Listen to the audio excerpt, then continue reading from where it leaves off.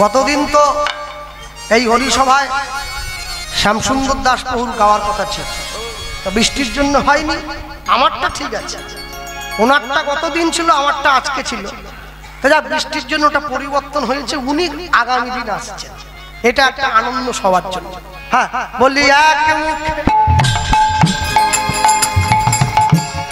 তবে আমার সুবিধা হয়েছে একটা, কি জানেন, ভালো খেলোয়াড় খেলে চলে গেলে তার পরের দিন মাঠ একটু শক্ত হয়ে যায়। এটাও আমার কর্ম বলতে পারেন। ঈশ্বর চেয়েছে তুই নরম মাটিতে খেলে আয়, শক্ত মাটিতে পরের দিন শক্ত লোককে পাঠাবো। বলি এক মুখে বলতে নারী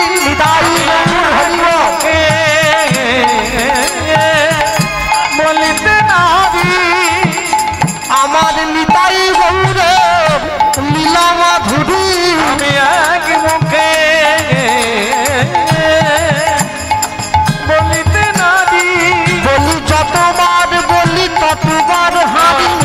এক মুখে বলিতে নারী বলি, যাই রে প্রেমের বলি হরি। আমি এক মুখে বলিতে নারী আমার নিতাই গৌরের লীলা মাধুরী।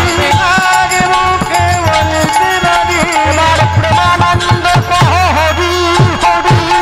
এক মুখে বলিতে নারী এক মুখে বলিতে নারী এক মুখে বলিতে নারী পারিয়া রইল আপনার দোষে অবলাগার রাত পারিয়া রইল আপনার দোষে। সব জীবে পার হইল প্রেমের বাতাস, প্রেমের বাতাসে লোচন দাস পড়িয়া রইল রইল আপনার দোষে।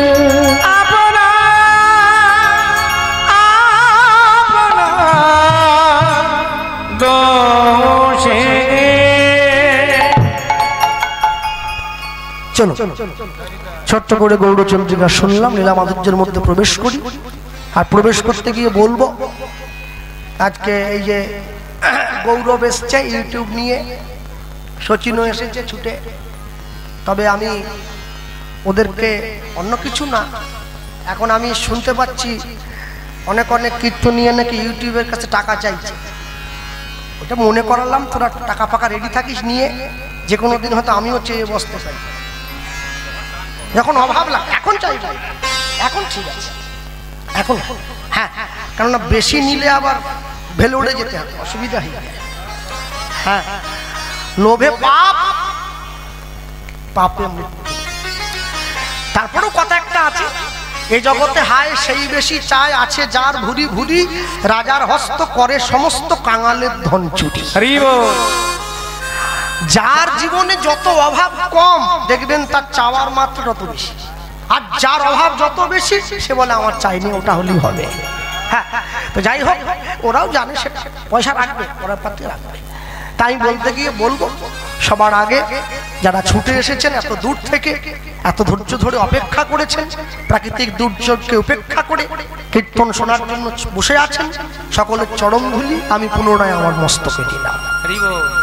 তাই বলতে গিয়ে সবার আগে বলবো, আমরা হরিসভায় দাঁড়িয়ে কীর্তনের মধ্যে দিয়ে সদা সর্বদা মহাপ্রভুর কথা শুনতে অভ্যস্ত, শুনে থাকি, নতুন করে বলার কিছু নেই।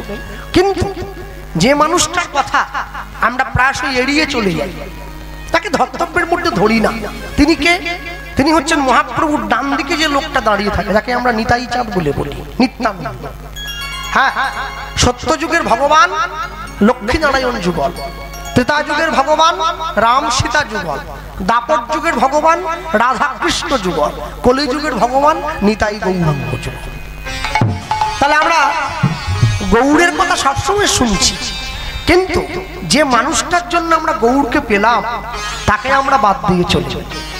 বড় গূঢ় নিত্যানন্দ এই অবতারে জীবের চৈতন্য জানায় যারে সে জানিবে তারে।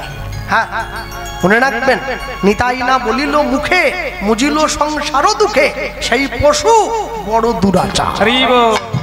হ্যাঁ, নিতাইয়ের করুণা হবে, ব্রজে রাধা কৃষ্ণ পাবে, দৃঢ় করি ধরো নিতাইয়ের পায়।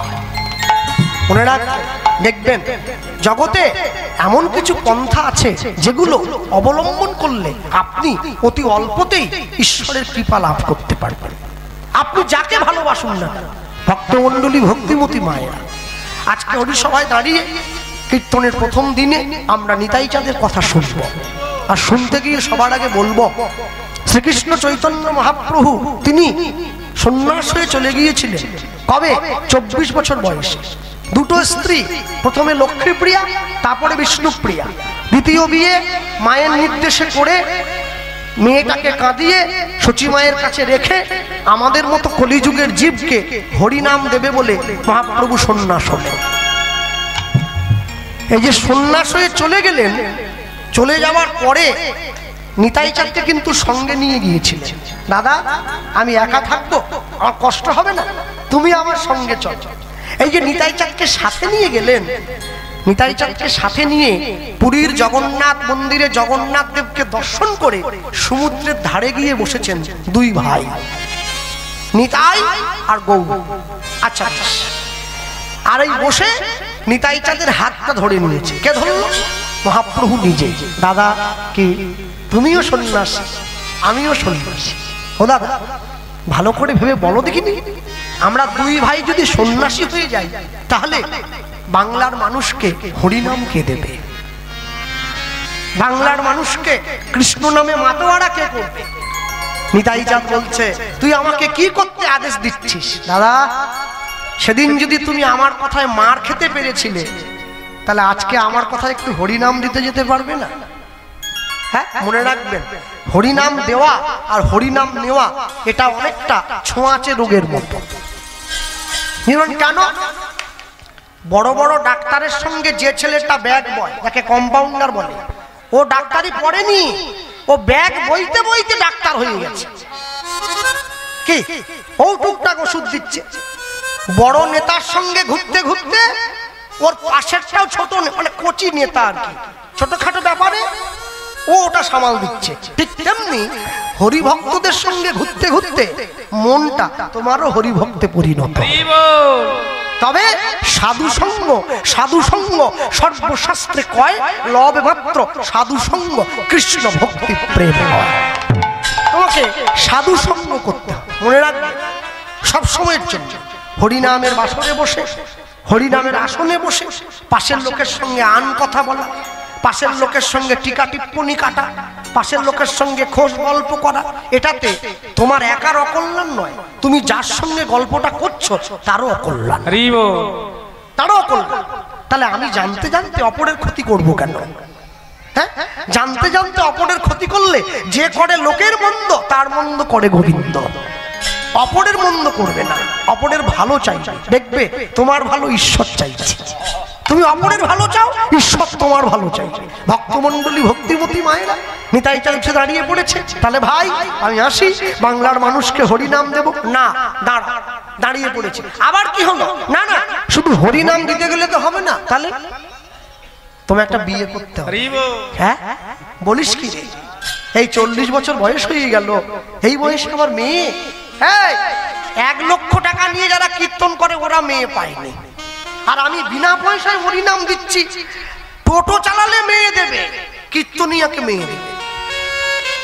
দাদা, ভাবছো বসে চলবে কিসে? তুমি ভাববার কে?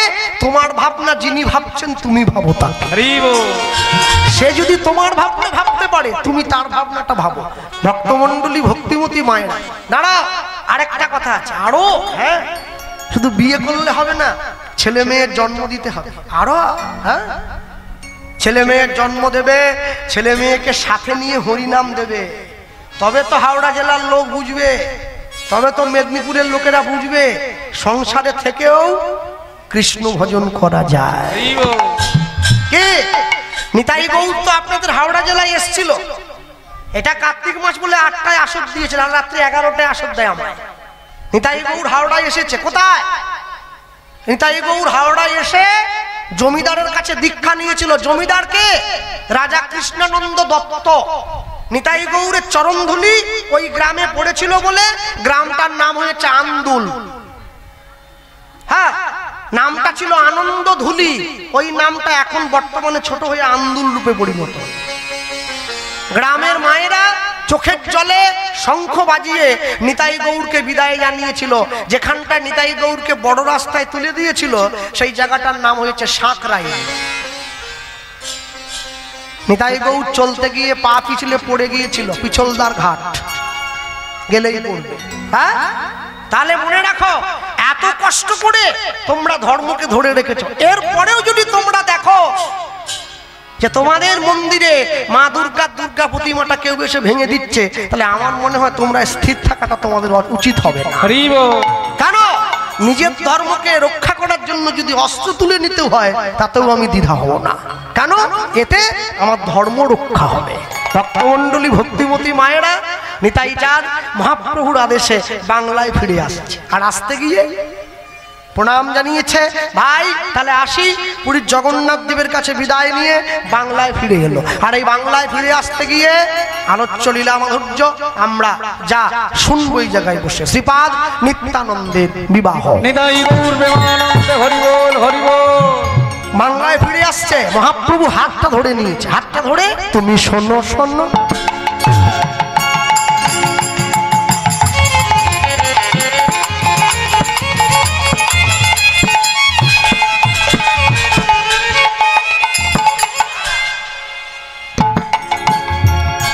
তুমি শোনো শোনো নিত্যানন্দ,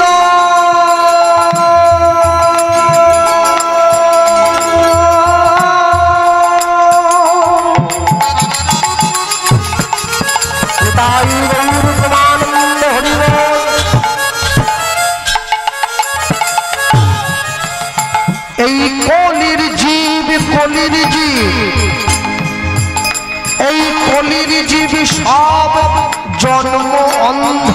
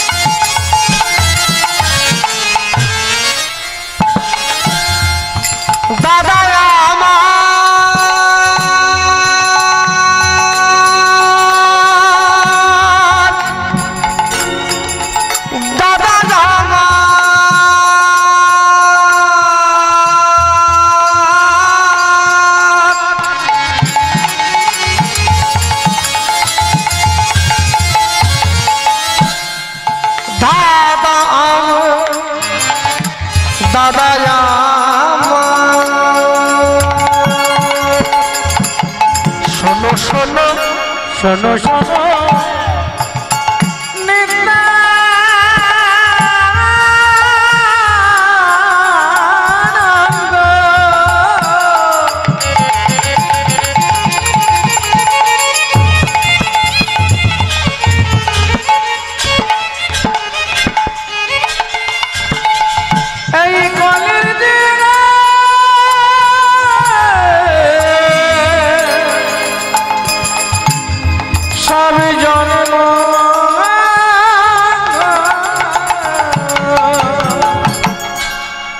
দাদা বলিলে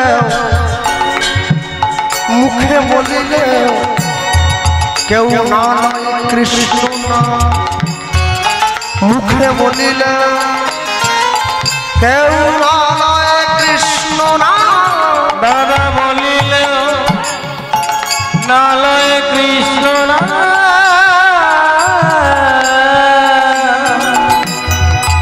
দাদা বলিলে নালয় কৃষ্ণ না। দাদা আমার ইচ্ছা তুমি রাখো, বাংলায় যাও, বাংলার মানুষকে হরিনাম দাও। মহাপ্রভুর কাছে বিদায় নিয়ে নিতাই চাঁদ বাংলায় চলে এসেছে। কোথায় এলো? হাওড়ার পরে হুগলি, হুগলি জেলার ব্যান্ডেল থেকে 21 কিলো পপকর্ন